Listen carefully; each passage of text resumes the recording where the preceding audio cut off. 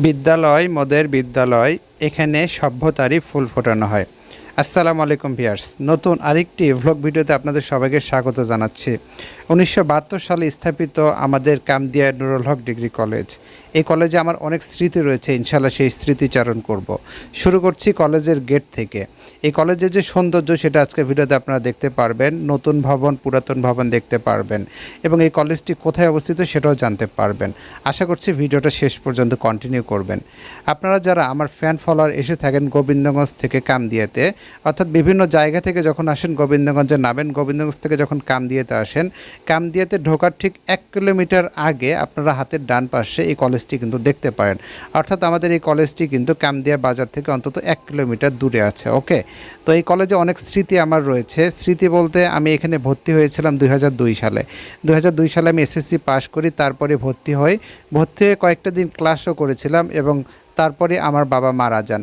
আমার বাবা 2003 সালে মারা যান।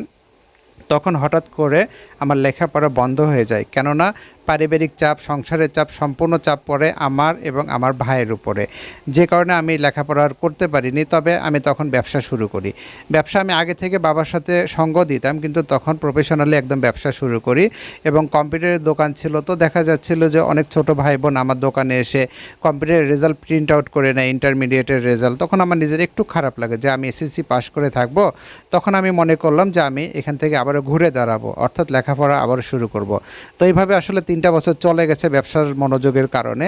পরবর্তীতে 3 বছর কিংবা 4 বছর, 3 বছর পরে আমার যতটুকু মনে পড়ে, আমি কলেজে একদিন আসি। আসার পরে অর্থাৎ ভর্তি হওয়ার 3 বছর পরে, 3টা বছর যেহেতু বিজনেস করতাম, এখনও তো আপনারা জানেন যে আমার বিজনেস থেকেই কিন্তু উঠে আসে।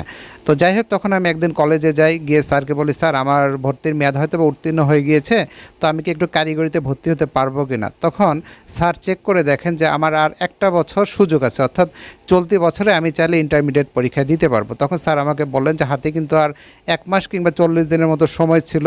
বললো যে এই সময়ের মধ্যে যদি তুমি ফর্ম ফিল আপ করে চ্যালেঞ্জ নিতে পারো যে পাশ করতে পারবে, তাহলে তুমি কারিগরিতে ভর্তি না হয়ে ফর্ম ফিল আপটা করো। দেন আমি ফর্ম ফিল আপ করলাম। আলহামদুলিল্লাহ সেই বছরই আমি ইন্টারমিডিয়েট পাস করেছি এবং পরবর্তীতে আমি আর পেছনে ফিরে তাকাইনি। এখানেই কিন্তু আমি বিএসএসে ভর্তি হয়েছিলাম এবং আলহামদুলিল্লাহ এখান থেকে আমি বিএসএস পাস করেছি ফার্স্ট ডিভিশনে। বলা বাহুল্য যে এখান থেকে আমি ডিপার্টমেন্ট ফার্স্ট হয়েছিলাম। তো আপনারা আমার জন্য দোয়া রাখবেন। আসলে এই কলেজে আমার অনেক স্মৃতি রয়ে গেছে, কেননা দীর্ঘ সময় এখানে সময় কাটিয়েছি। ইন্টারমিডিয়েট পাস করতে তো আমার এখানে প্রায় 3 থেকে 4 বছরের মতো সময় চলে গিয়েছিল। ওকে, এ হচ্ছে কামদিয়া নুরুল হক ডিগ্রি কলেজের পুরাতন ভবন। এখানে অনেক স্মৃতি আছে। সামনে দেখতে পাচ্ছেন স্টেজ, বিভিন্ন রকম সাংস্কৃতিক অনুষ্ঠান বা মিটিং কোনো কিছু হলে এখানে মূলত আয়োজন করা হয়ে থাকে এবং অনেক সুন্দর একটা জায়গা। আপনারা যখন কামদিয়াতে আসবেন, সম্ভব হলে আমাদের এই কলেজটা একটু ভিজিট করবেন, যেহেতু এখান থেকেই আপনারা আমার কাছ থেকে সেবা নিয়ে যান। কেমন? তো কথা বলতে বলতে আসলে ভিডিও শেষ প্রান্তে চলে এসেছি। তো কেমন লাগলো আমাদের এই আজকের কলেজের এই ভ্লগ ভিডিওটি অবশ্যই কিন্তু কমেন্টে জানাতে পারেন। আপনারা সুচিন্তিত মতামত দিলে আমি ইনশাআল্লাহ আমাদের কামদিয়াতে আরও যত স্থাপনা রয়েছে, শিক্ষা প্রতিষ্ঠান থেকে শুরু করে বিশেষ বিশেষ জায়গাগুলোর ভিডিও ইনশাআল্লাহ এই পেজের মাধ্যমে, এই চ্যানেলের মাধ্যমে আপনাদেরকে শেয়ার করতে পারি। তো আজ আর কথা বাড়াবো না, সবাই আমার জন্য দোয়া রাখবেন ইনশাআল্লাহ। তো আজকের মতো এই ভ্লগ থেকে বিদায় নিচ্ছি আমি। আল্লাহ হাফেজ।